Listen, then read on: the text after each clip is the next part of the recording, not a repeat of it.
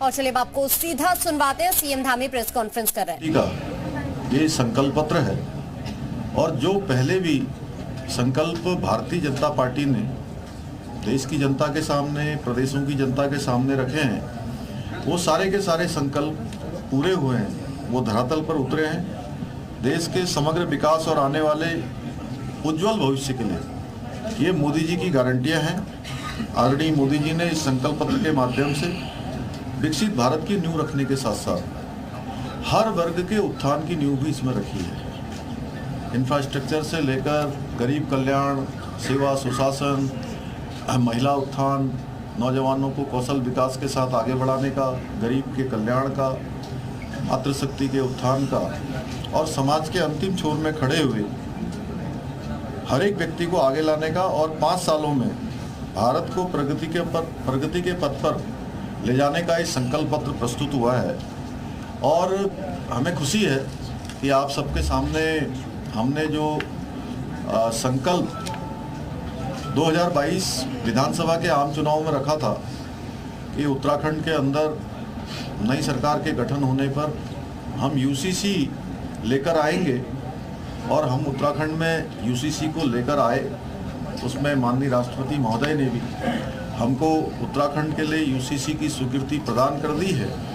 और अब भारतीय जनता पार्टी के संकल्प पत्र में माननीय प्रधानमंत्री जी के नेतृत्व में पूरे देश के अंदर यूसीसी की आवश्यकता इस संकल्प पत्र में प्रस्तुत की गई है।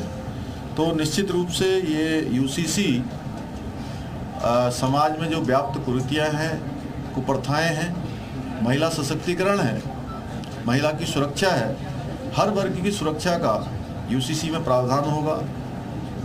भारत के संविधान के अनुच्छेद 44 में इसका विस्तृत रूप से उल्लेख किया गया था।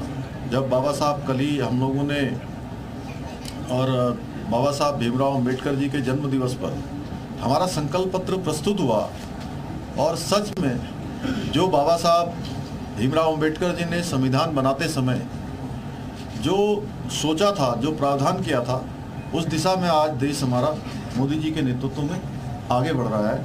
और हर एक चीज़ें जो उस समय उनकी भावना थी उसको संविधान के अनुरूप आगे बढ़ाने का काम हो रहा है। पेपर लीक भी जो है नियंत्रण के लिए भी प्रभावी कानून देश के अंदर लाने का इस संकल्प पत्र में संकल्प पत्र प्रस्तुत किया गया। उसमें पेपर लीक पर भी बात की गई है कि पेपर लीक पर कानून बनेगा।